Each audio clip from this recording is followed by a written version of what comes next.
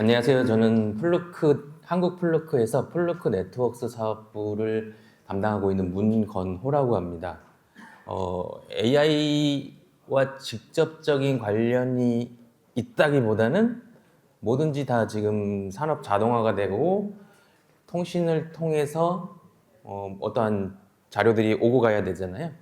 지금 케이블링의 중요성이 상당히 높아졌습니다. 왜냐하면 AI 학습과 관련된 많은 데이터들이 빠른 속도로 오고 가야 되기 때문에 엔비디아 데이터 센터라든지 마이크로소프트 데이터 센터라든지 이런 데이터 센터나 생산 시설에서는 통신 케이블 장애로 인한 생산 중단이라든지 이러한 지연들이 많이 발생을 하고 있거든요. 그렇기 때문에 통신 케이블을 과연 어떻게 선택을 해야 하고 통신 케이블은 어떤 특징을 가지고 있는지를 오늘 좀 준비를 해봤습니다. 첫 번째로는 저희가 일반적으로 사용하는 구리 케이블 있죠? UTP 케이블이라고 하는 카퍼 케이블에 관련된 이론을 잠깐 설명드릴 거고요. 그 다음에 산업용 케이블은 어떤 차이가 있는지, 그리고 카퍼 케이블에 대한 표준, 그 다음에 산업용 이더넷 케이블의 인증 방법에 대해서 설명을 드리도록 하겠습니다. 우선 저희가 인터넷을 보통 사용하는 집에서도 많이 쓰고 사무실에서도 많이 쓰는 구리로 된 케이블에 대한 이론을 간략하게 설명을 드리겠습니다. 이런 케이블들을 많이 보셨죠? 실제로 산업 현장, 공장이라든지 혹은 데이터 센터라든지 오피스라든지 집에서 많이 사용하는 케이블이고요. 이런 케이블은 어떤 특징이 있는지 설명을 드리겠습니다. 네, 케이블은 기본적으로 도체로 되어 있고요. 카퍼 케이블 구리로 되어 있습니다. 도체는 열과 혹은 전기를 전도할 수 있는 물체를 통틀어서 도체라고 하는데, 전기는 주로 금속을 통해서 전달이 됩니다. 전도는 열도는 전기가 물체 속에서 이동하는 일을 말하는 거고요. 그 이동을 못하게 막는 것이 저항인데, 저항이 그러면 적을수록 좋겠죠. 적을수록 좋습니다. 고유 저항도 각 재료가 가지고 있는 고유 전기 저항 값입니다. 전기 전도율은 전기장이 가해졌을 때 전류를 흐르게 할 수 있는 물질의 능력이라고 하는데요. 이러한 여러 가지를 다 고려했을 때 왜 구리를 선택해서 전기나 통신에 사용하는지. 구리는 전기 전도율이 100입니다. 보통 금이 더 높다고 생각하시거나 알고 계신 분들이 있는데, 금은 71.8밖에 안 돼요. 근데 은이 구리보다 106으로 더 좋지만, 왜 구리를 선택했냐 하면 이건 런던의 금속 거래소의 가격입니다. 보시면 구리 가격이 실제로 실버의 가격보다 거의 한 100분의 1 정도 가격이 되죠. 그렇기 때문에 구리를 사용해서 전선을 만들고 통신 케이블을 만들기 시작을 한 겁니다. 전도율도 좋고요. 근데 치명적인 단점이 있죠. 구리는 부식이 잘 돼요. 공기에 노출됐을 때. 그래서 케이블은 피복을 입혀서 구리의 표면을 보호하고, 커넥터 있죠, 커넥터. 커넥터는 RJ45라고 하는 커넥터는 접점을 만들어야, 장비와 연결됐을 때 접점을 만들어야 통신이 되니까, 전기가 흐르니까 접점을 만드는데, 그 접점 부분이 구리로 되어 있다면 부식이 돼서 통신이 안 됩니다. 그래서 커넥터류는 구리에 금을 도금해서 부식을 방지합니다. 저희 집에서 쓰는 인터넷 케이블들 끝에 보시면 투명한 RJ45의 금색 핀들이 보일 텐데, 기본은 구리고 그 구리에 도금이 됐다고 보시면 돼요. 자, 이제부터 어떻게 생겼는지. 트위스트 페어라는 케이블이 우리가 통신에 사용을 하고 있고요. 트위스트, 한 쌍이 서로 꼬아져서 총 4쌍, 8가닥으로 이루어져 있습니다. 이 8가닥을 와이어라고 부르고요. 그 다음에 와이어 사이에 투명한 크로스 필러라고 해서 각 페어들 간에 발생되는 전자기장을 막아주기 위한 저런 장치가 있고요. 립코드는 나일론 줄이라고 보시면 되는데, 수평 말고 수직 배선에 사용할 때 중력을 잡아주는 중력에 의한 힘 때문에 케이블이 터질 수가 있거든요. 그걸 나일론 줄로 잡아줍니다. 피복은 저희가 추울 때 점퍼를 입듯이 네, 피복을 그 와이어를 보호해주기 위해서 피복이 사용됩니다. 이 꼬임률이라고 하는 게 있는데요. 이게 그림으로 잘 보일지 모르겠습니다만 색상별로 꼬임률이 조금씩 다릅니다. 다 똑같이 꼬여 있진 않아요. 그래서 발생되는 게 길이의 차이가 발생을 합니다. 우리가 피복을 보고 30m 잘랐는데 실제로 계측기를 측정을 해보면 길이가 다르게 나오거든요. 그 이유는 꼬아서 가기 때문에 실제 내가 절단한 케이블 길이보다는 더 많이 측정되는 게 정상입니다. 이러한 케이블의 길이가 서로 다르기 때문에 이렇게 다르죠.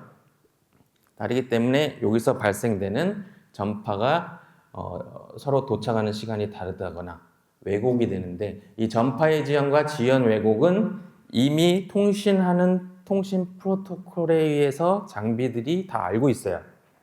그래서 이 넷상 8가닥으로 전파 지연에 대한 그 도착에 걸리는 시간 등등을 다 계산을 해서 장비가 통신을 하는데 케이블에 문제가 있어서 어떠한 페어에 문제가 있어서 전파가 너무 늦게 도착한다. 그럼 이제 장비도 제대로 통신을 못 하겠죠. 그런 경우에는 CRC 에러라는 그 물리적인 케이블 부분에 문제가 있다는 장비에서 에러가 나오고요. 그런 경우에는 케이블에 대한 분석을 통해서 품질이 낮은 건지 아니면 어딘가에 문제가 있는지를 찾아내야 합니다. 그게 이제 계측기가 하는 일이고요.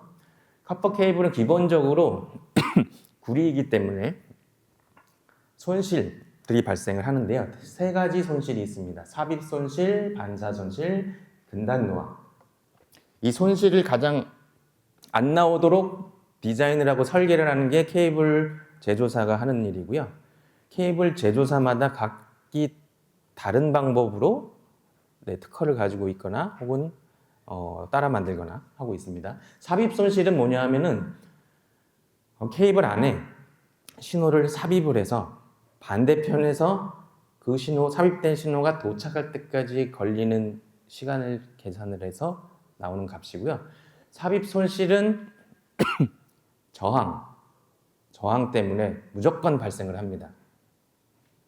고유 저항이라고 아까 말씀드렸죠. 그럼 구리로 만들지 않은 혹은 불순물들이 많이 섞인 저가의 케이블을 쓰면 삽입 손실이 높아져서 통신을 기본적으로 구리는 100m 통신을 하도록 설계되고 만들어져 있거든요. 그런데 저가 케이블들은 구리가 아닌 불순물들이 섞여 있거나 싼 알루미늄 케이블에 구리를 도금한 그런 케이블들은 삽입 손실, 저항이 높아서 100m 통신을 못 합니다.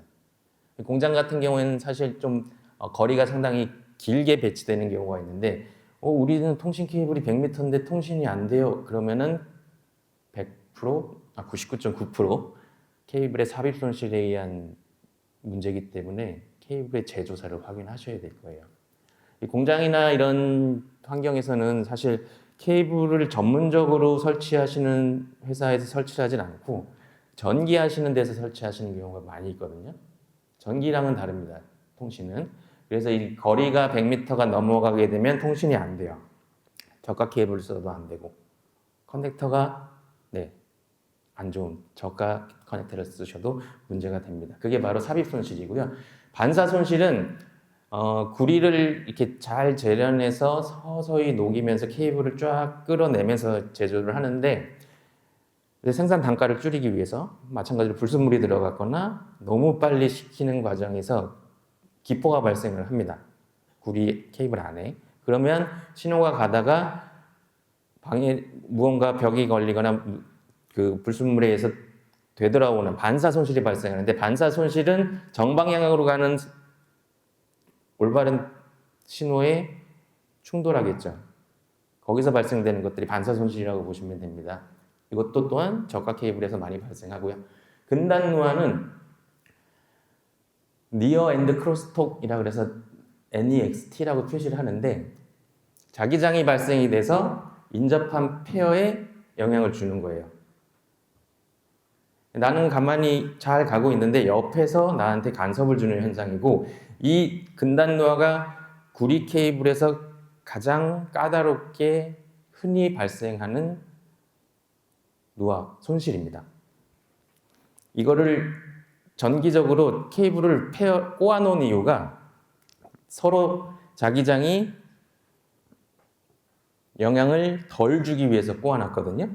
그런데 작업하시는 분들은 RJ45 플러그를 종단할 때 풀어버려죠. 다 풀어야지 껴지니까. 그 풀음의 길이가 너무 길면 거기서 펴져 있는 8가닥이 노화를 발생을 시켜요. 그래서 주로 커넥터에서 많이 발생을 합니다. 근단 노화는. 그런데 저가 케이블을 쓰면 얘를 덜 꼬아요.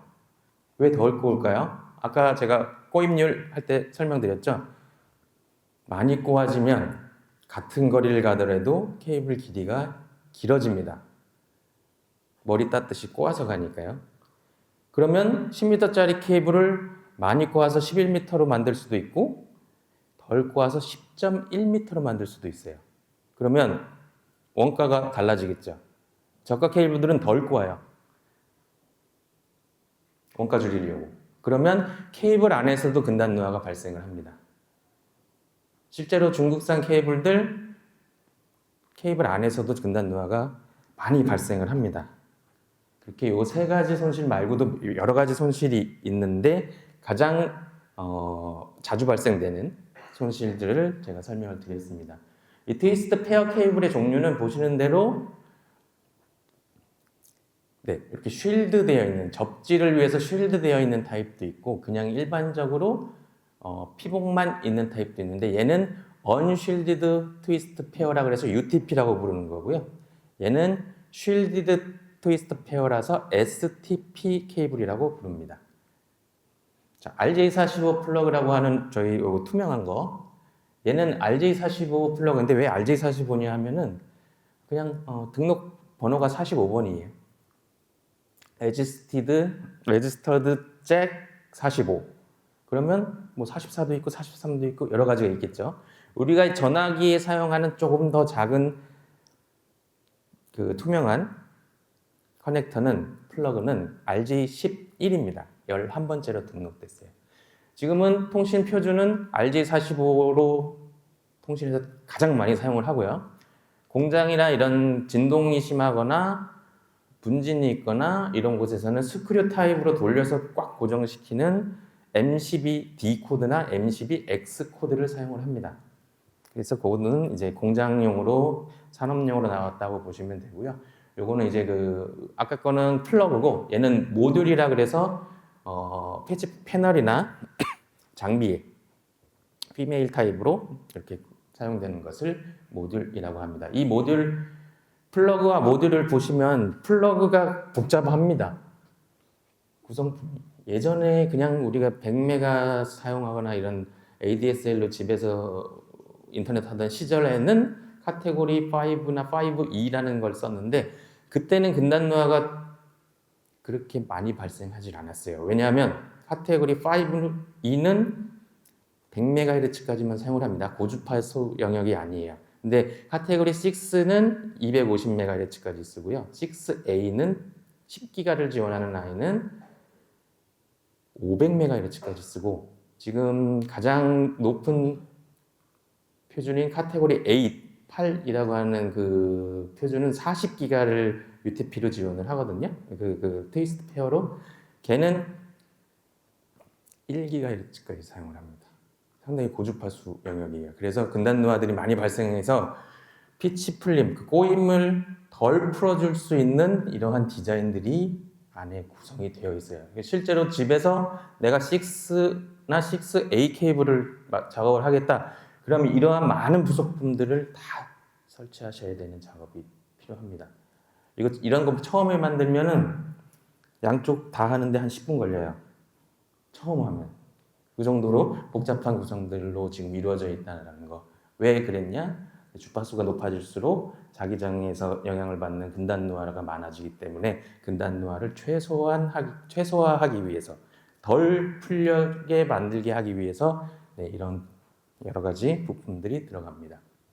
자, 그럼 우리는 지금까지 이제 트위스트 페어, 카퍼 중에 트위스트 페어 케이블을 봤는데 산업용 케이블이라고 또 따로 나오거든요. 그럼 산업용 케이블은 뭐가 다른가? 왜 산업용 케이블은 더 비싼가에 대해서 설명을 드리겠습니다. 보통 집에서 회색 혹은 요즘에는 좀 이쁜 색깔, 뭐 파란색, 빨간색 이런 트위스트 페어 케이블들을 쓰시는데 산업용은 보시면 이런 초록색이나 이런 청색을 띄어요.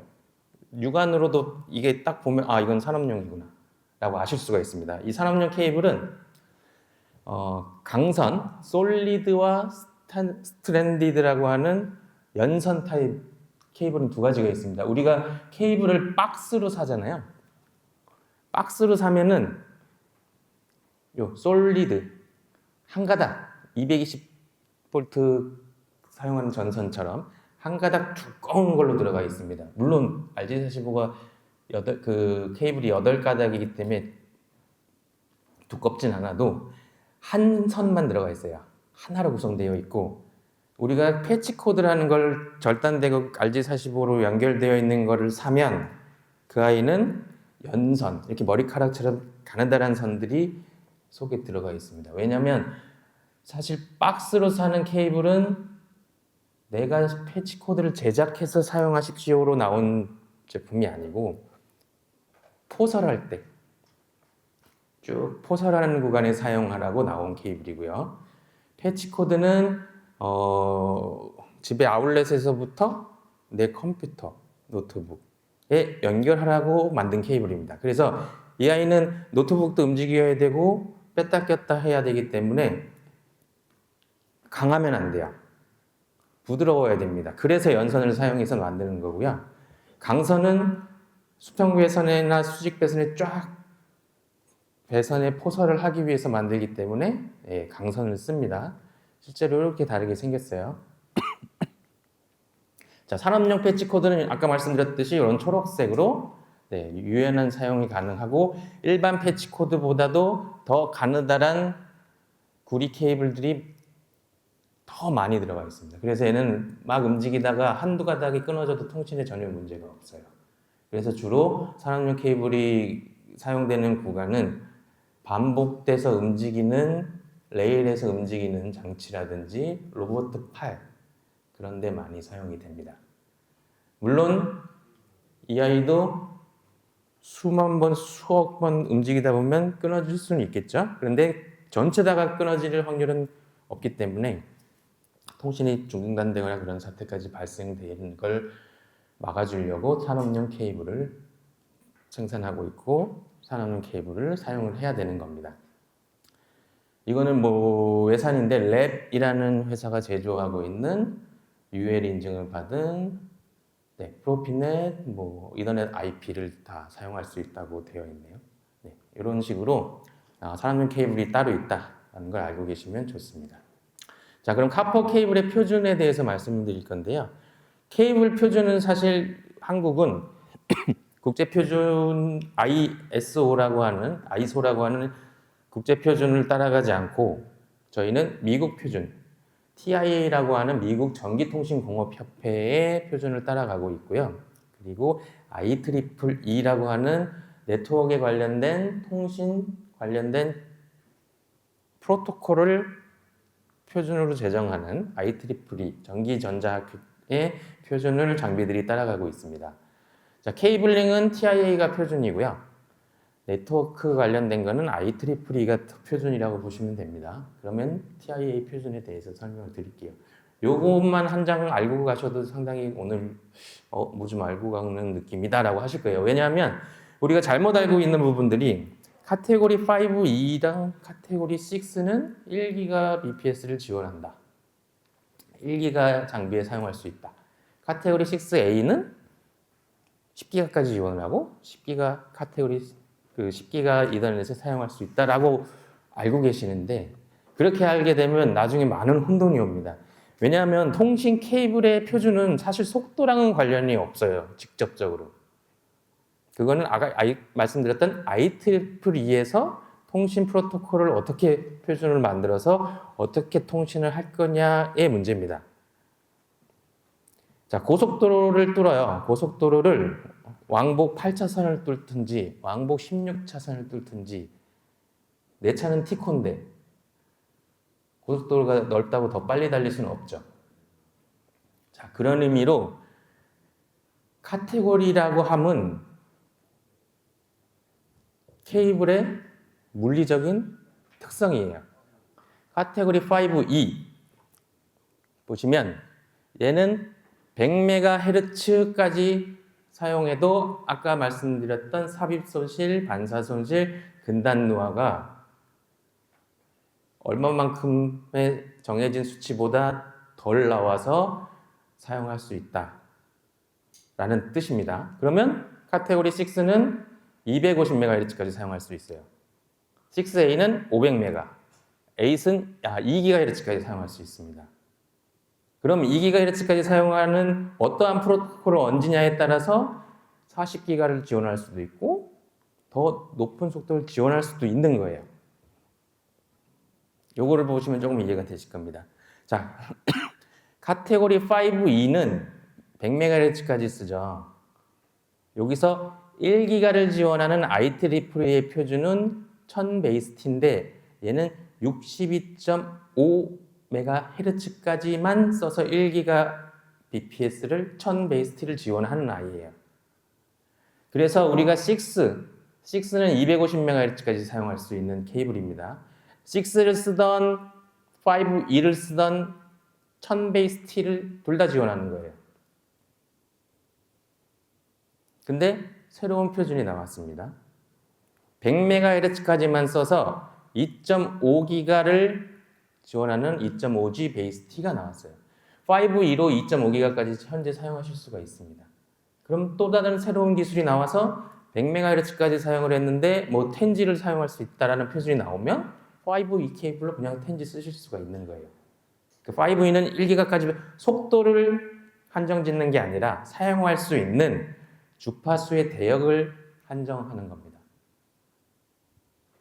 그래서 6를 사용하면 250MHz까지 사용할 수 있기 때문에 현재는 5G 베이스 T까지는 안정적으로 지원이 되고 10G 베이스 T는 200MHz부터 400MHz까지의 영역을 쓰거든요. 그 중에 200에서 250MHz만 사용할 수 있는 근거리에만 10G를 지원할 수 있습니다. 안정적으로 사용하려면 카테고리 6A, 즉 500MHz까지 사용할 수 있는 케이블을 사용해서 10G 베이스 T인 400MHz까지 안정적으로 다 대역폭을 쓰실 수 있게 구성을 하는 거죠. 케이블은 속도를 좌우하는 게 아니라 대역폭, 즉 사용하실 수 있는 주파수 대역을 한정짓기 때문에 그 주파수 대역에서 어떠한 프로토콜이 새로 생겨서 어떻게 통신을 하게 만드냐에 따라서 무궁무진으로 발전할 수가 있습니다. 자, 그래서 그런 의미에서 이렇게 이제 5E는 1000 베이스 T까지 사용하실 수가 있고 이런 식으로 이렇게 정의를 한번 내려본 겁니다. 자, 케이블의 3대 손실 아까 말씀드렸죠. 중요해서 한 번 더 넣었는데 삽입 손실, 반사 손실, 근단 노화. 삽입 손실을 잘못 알고 계신 분들은 커넥터를 삽입할 때 발생하는 손실로 알고 계신데 절대 그게 아니고요. 신호를 삽입한 후에 반대쪽에서 얼마만큼 도착하는지 그 차이를 계산한 게 삽입 손실입니다.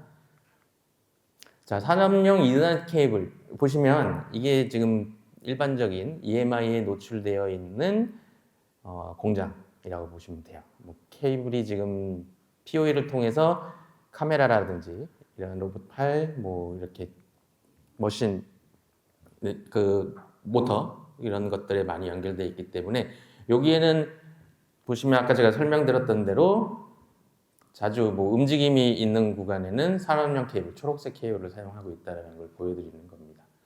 POE도 많이 사용을 하는데 POE는 파워 오버 이더넷이라 그래서 통신 케이블에 전기까지 싣고 갑니다. 그래서 POE는 발열이 좀 심하고요. 케이블에 전기가 들어가기 때문에 많이 발열이 심하고 케이블을 다발로 묶었을 때 온도를 얼마까지 버틸 수 있느냐가 케이블 스펙에 정의되어 있습니다. 물론 네임드 좋은 브랜드의 케이블을 쓰셔야겠죠. POE도 상당히 복잡한 부분이긴 한데 오늘은 POE에 대한 내용은 생략을 하겠습니다. 산업용 이더넷의 문제의 50% 이상이 50%가 케이블과 관련이 있다라는 글로벌에서 조사한 통계가 있어서 보고된 문제점들이 무엇인가를 한번 살펴보려고 했고요. 노이즈가 20%인데 컴피그 및 장비에도 20%, 케이블 20%, 케이블 커넥터 20%, 케이블의 길이. 아까 말씀드렸던 그 전기공사하는 분들이 공사를 하다 보니까 100m를 넘기면 안 된다는 걸 잘 모르고 100m를 넘기기에 포설을 합니다. 그러면 통신이 안 돼요. 중간에 스위치라든지 혹은 케이블을 광 케이블, 100m가 넘을 수 있는 광 케이블로 구성을 하셔야 됩니다. 그럴 때는. 자, 사전 종단 케이블은 뭐냐면은 우리가 그 공장에서 딱 재단되고 RJ45 플러그가 꽂힌 연선을 사용한 케이블. 현장 종단 케이블은 박스로 사서 누군가 사람이 작업을 해서 만든 케이블이라고 보시면 되는데 두 가지 다 사실은 문제점들이 발생할 수 있어요. 왜냐하면 현장 종단은 사람이 하는 거기 때문에 그 사람이 얼마만큼 스킬이 좋으냐 혹은 컨디션이 좋으냐에 따라서 품질 차이가 많이 나고요. 사전 종단 케이블은 사실 좋은 브랜드를 구매하시면 큰 문제는 없는데 이것도 저가 브랜드를 구매하시면 테스트를 하지 않고 출고가 되기 때문에 이런 부분들은 납품받으면 테스트를 하시는 걸 권장을 드립니다. 케이블의 문제를 줄이는 방법은 검증하고 인증하는 거죠. 어떻게 하느냐? 표준으로. 아까 말씀드렸던 카테고리 5E, 6, 6A도 표준이고요. 현장에서, 산업 현장에서 테스트하는 표준은, 케이블을 테스트하는 표준은 TIA에서 지정한 1005A라는 표준이 있습니다. 실제로 이제 플루크 네트워크스의 케이블 계측기에 들어가 있는 표준들 중에 이제 내가 공장을 테스트해야겠다? 그러면 TIA 1005A라는 표준을 딱 놓고 테스트를 하시면 그 표준의 손실이 만족을 하느냐 안 하느냐를 계측을 해서 통과 실패를 딱 떨어뜨려 주고 레포트로 만들어서 레포트를 출력할 수 있습니다. 자, 설치 테스트를 누가 해야 되고 왜 해야 되냐 하면 설명을 보시면 1번 산업장치 장비 설치자, 공장 제어 컨설턴트, 플랜트 엔지니어, 제품 공급 제조업체라고 되어 있는데 결국엔 뭐냐 하면은 다 하셔야 된다는 겁니다. 뭐냐, 내가 케이블을 만드는 공장이에요. 케이블을 당연히 만든 후에 테스트 해야겠죠. 내가 만든 케이블이 우리 회사가 만든 공장에서 나온 케이블이 표준을 만족하는지. 근데 안 합니다. 왜? 계측기를 사야 되고 테스트를 해야 되니까 시간이 더 들죠. 그래서 중국 회사들 케이블은 안 한다라고 보시면 됩니다. 그리고 플랜트 엔지니어나 공장 제어 컨설턴트 분들은 이제 저런 제조사한테 케이블을 납품을 받으시는 거죠. 납품을 받으시면 샘플 검사라도 해보셔야 돼요. 왜냐? 케이블 제조사도 불량이 날 수 있습니다. 좋은 케이블 제조사의 제품도 전수 검사를 하지 못하기 때문에 샘플 검사를 하고 출고를 하는데 하필 내가 받은 케이블이 불량이고 내가 설치된 후에 문제가 생겨서 생산이 중단될 수 있고 AI 관련된 학습에 대한 문제점들이 생길 수 있습니다. 그래서 항상 납품을 받으시면 검사를 하시는 것을 저희가 추천을 드리고요. 산업용 이더넷 케이블은 언제 해야 되냐 하면은 납품 받자마자 설치하기 전에 납품 받자마자는 이제 설치하기 전인 거고요. 설치한 후에, 왜냐하면 설치한 후라는 것은 사람이 누군가가 아까 RJ45나 혹은 모듈러의 패치 작업을 하고 종단 작업을 사람이 하고 사람이 툴을 써서 하는 작업이기 때문에 실수가 나거나 잘못 하시는 분들이 상당히 많습니다. 그래서 납품받은 후에 그 다음에 설치가 올바르게 다 된 후에는 꼭 테스트를 하셔야 됩니다. 이렇게 테스트를 하시면 계측기에서 한글이 다 지원이 됩니다. 이거는 지금 본사 자료라서 영어로 되어 있는데, 네, 요 길이, 그다음에 아까 말씀드렸던 반사 손실. 얘는 지금 알려준 게 케이블이 물에 잠긴 것 같다라고 알려줍니다. 왜냐하면 케이블이 수분을 함유하고 있거나 물이 들어가면 반사 손실이 엄청나게 높아집니다. 반사 손실에, 그러니까 장비 안에 장비 안에 여러 가지 케이스가 이미 샘플로 들어가 있어서 반사 손실이, 그래프를 봤을 때 반사 손실이 너무 많이 발생했다라고 하면 계측기가 이거 물 먹은 케이블일 수 있으니 확인하세요라고 알려줍니다. 그래서 초보자도 사용하시기가 상당히 편하게 되어 있고요. 이런 계측을 통해서 사용을 하시면 이제 시동 지연을 방지하거나 장애를 방지하실 수가 있고, 우리는 뭐 사용하는 프로토콜들, 산업용 프로토콜들이 있으시죠? 이더넷 IP, 뭐 프로피넷, 이더캣, CC-링크, 모드버스 등등 여러 가지가 있는데, 표준 문서를 딱 보시면 우리 프로피넷을 사용하려면 카테고리 5E나 카테고리 6 케이블을 사용해야 하고, 플루크 네트워크스의 DSX 5000이라는 장비로 테스트를 해서 통과 나오는 것을 사용하라고 표준 문서에 들어가 있습니다. 그래서 저희 장비를 사용해서 테스트하시면 이러한 표준 문서에 있는 장비들이기 때문에 정확하게 테스트를 하셔서 장애를 줄이실 수가 있는 겁니다. 자, 산업용 이더넷 테스트 방법은 여러 가지 사실은 방법이 있거든요. 이 방법들에 따라서 어느 구간을 어떻게 테스트하고, 내가 이번에 공사한 부분이 아닌 부분은 굳이 테스트할 필요가 없겠죠. 그거에 따라서 이제 그 테스트 방법이 달라지긴 하는데, 일단 산업용 이더넷 케이블 테스트는 아까 보였던 그 초록색, 얘는 기본적으로 MCB-D 코드나 MCB-X 코드로 되어 있습니다. MCB-D 코드는 네가닥만 사용을 합니다. 네가닥만 사용을 해서 100MHz만, 100Mbps만 사용할 수가 있고요. MCB-X 코드는 8가닥을 다 사용을 하기 때문에 10G까지 사용을 하실 수가 있습니다. 물론 케이블이 통과돼야 되겠죠.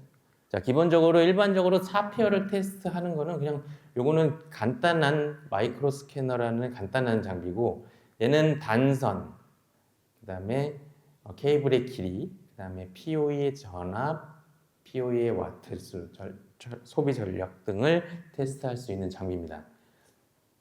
75m, 5.4m, 즉 75% 정도 되는 지점에 단선이 났다는 걸 보여주는 거고요.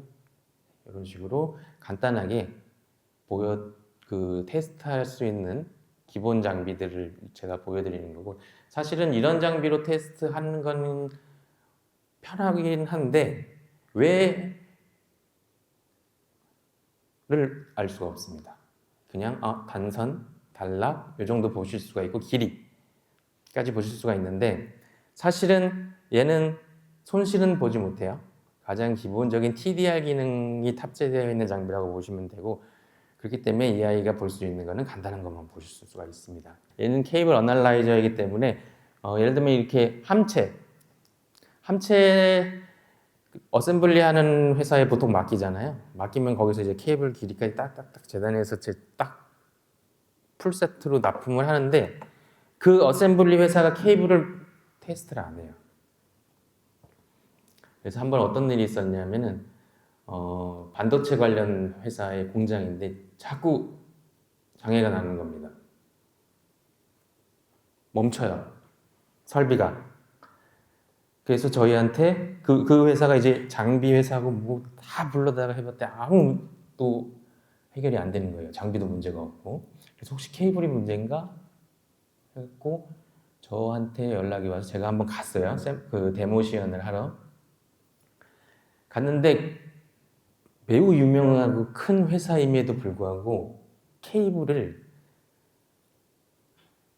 중국 케이블을 수입하는 용산업체 거를 쓰고 있더라고요. 케이블 제조사 것도 아니고. 봤더니 딱 봐도 그건 케이블이거든요. 그래서 개측기를 한 10개 가져오셔서 10개를 다 찍었는데 다 실패가 나왔습니다. 그래서 그날 이후로 케이블을 공장에 납품되는 케이블을 케이블 전문 제조사 걸로 다 바꾸셨고, 케이블 이 함체 제작하는 파트너사가 한 10개 정도 되는데 그 10개 파트너사에게 케이블 어널라이저로 테스트한 레포트를 제출하라고 계약 조건에 넣었어요. 그래서 그 10개 회사가 다 계측기를 샀고, 그 큰 반도체 관련 회사도 저희 거를 구매하신 후에 샘플링 검사를 하셨습니다. 그 이후에는 장애가 다 사라졌어요. 생각보다 케이블을 관가하시는데 케이블에 문제가 많습니다. 요즘에 핸드폰도 점점 이제 고속 충전을 하다 보면 싼 케이블로 사용을 하면 고속 충전이 안 되잖아요. 통신은 더 심합니다. 그게. 왜냐? 핸드폰 케이블은 그냥 전기만 보내면 끝이지만 아까 보여드렸던 통신 케이블은 여러 가지 손실들, 전자기장에 의한, 전자기파에 의한 간섭들의 영향을 많이 받기 때문에 저가 케이블을 쓰면 무조건 문제가 나요. 그래서 케이블을 선택하시고 케이블을 검사하시는 것까지 다 하셔야 그게 바로 정밀한 테스트의 예라고 보시면 되고, 케이블을 문제를 못 느껴서 보셨던 분들도 계시겠지만 케이블 문제를 한 번 정도라도 겪어보셨으면 정말 그 많은 스트레스 받는 상황들을 많이 만나셨을 거예요. 그래서 케이블을 테스트를 한 번만 하면 됩니다. 납품받았을 때나 설치됐을 때 이렇게 2번 하시면 케이블은 장애가 안 나요. 사실은 좋은 케이블은. 그래서 케이블 제조사, 뭐 LS 혹은 외산이면 뭐 펜듀잇, 컴스코프 등등의 케이블 제조사들은 케이블에 대한 워런티를 보통 20년을 줍니다. 자신 있다는 거죠. 얘는 전자부품이 아니잖아요. 고장날 일이 없어요. 근데 저가 케이블들은 자꾸 원가를 줄이기 위해서 구리를 안 쓰고 아까 말씀드렸던 알루미늄을 쓴다든가 그냥 전기만 통하는 가장 싼 금속 재질을 쓴다든가 이렇기 때문에 사용하다 보면 끊어지거나 혹은 오랜 기간이 걸치면 부식이 되거나 등등의 이유로 케이블의 저항이 높아져서 손실들 때문에 통신이 안 되는 경우가 상당히 많이 있습니다. 자, 그러면 스마트 공장 제어, 뭐 AI 관련된 산업용 케이블은 어떻게 선택하면 되느냐? 네, 아까 말씀드렸던 유명 제조사의 케이블을 가급적이면 구매하실 때 콕 찍어서 넣으시고요. 테스트 레포트를 제출하라고 하시면 가장 좋습니다. 근데 중국 회사들 테스트 레포트 갖고 오라 그러면 테스트한 날짜가 적혀 있거든요. 막 6년 전 거. 어디서 구했는지는 모르겠지만 그런 거 제출하고 있고, 일례로 우리가 인터넷에 패치 코드 하고 딱 검색을 하시면 네이버 쇼핑 이런 데 쿠팡 이런 데 많이 뜨겠죠. 하나 딱 찍어서 가시면 설명이 아주 구구절절 잘 돼 있어요. 그리고 맨 마지막에 플루크 네트워크스 요 레포트가 딱 있고 플루크가 인증했다. 저희는 케이블을 인증하지 않습니다. 케이블을 테스트하는 계측기 회사일 뿐입니다. 저희가 품질을 인증해서 이 제품 사세요 이러진 않아요. 이게 딱 들어가 있는데 날짜를 보면 2017년, 2010년 테스트 날짜가. 거기다가 카테고리 A 케이블인데 카테고리 6 테스트 레포트가 올라가 있고 이래요. 그런 거에 속지 마시기 바랍니다. 네, 테스트 레포트. 네. 공장 내에서 또 한 번 확인하라는 거. 그리고 이 테스트 레포트를 받으셨으면 잘 가지고 계시면 나중에 얘가 통과 나왔는데 문제될 일이 아까 말씀드렸듯이 없습니다. 그래서 케이블 제조사도 기본적으로 케이블에 대한 건 20년 정도의 워런티를 드리는 거예요. 건물 무너질 때까지 쓰셔라라는 의미라고 보시면 돼요. 그래서 이제 뭐 오늘 주제가 사실은 AI 자율 제조 혁신이라고 되어 있는데 좀 케이블링은 안 어울리잖아요. 제가 이걸 신청한 게 아니고 부탁을 받고 이제 발표를 하러 왔는데 어떻게 좀 AI랑은 어떻게 엮어야 되나 했는데 잘 안 엮이더라고요. 근데 물론 AI 또한 통신이 돼야 되고 AI 데이터 센터 혹은 AI 제조 시설에도 통신 케이블들이 많이 들어가는데 사실 통신 케이블에 대한 교육은 없습니다, 한국에. 그리고 어떠한 자료도 없어요, 인터넷에도. 그래서 케이블에 대한 이론과 산업용 케이블들은 어떤 거고 어떻게 사용하시면 되는지 어떻게 테스트하시면 되는지에 대해서 좀 준비를 해봤습니다. 저희 홈페이지에 오시면 플루크 네트워크스 홈페이지에 오시면 스마트 공장지하를 위한 뭐 케이블링을 어떻게 구성하면 되는지 어떻게 테스트하면 되는지 등등에 대한 자료들이 다 한글로 번역돼서 올라가 있고요. 궁금하시면 들어가셔서 보셔도 되고 저희 회사로 전화하시면 제가 전화를 받습니다. 네, 사업부에 저 한 명이거든요. 그래서 제가 궁금한 게 있으시면 언제든지 제가 뭐 전화로 설명을 드릴 수 있으면 전화로 드리고 아까 말씀드렸던 그런 반도체 회사처럼 우리 회사에서 뭔가 모르는 문제가 있는데 뭔지 모르겠다. 그럼 케이블이라고 보시면 돼요, 거의. 그런 경우엔 저희가 데모 시연을 해드려서 문제점 콕 찍어드리는 건 아니고 장비를 어떻게 사용하셔서 이러한 문제가 있는지 없는지 좀 확인하시는 방법을 알려드리니까 저희에게 연락을 주시면 됩니다.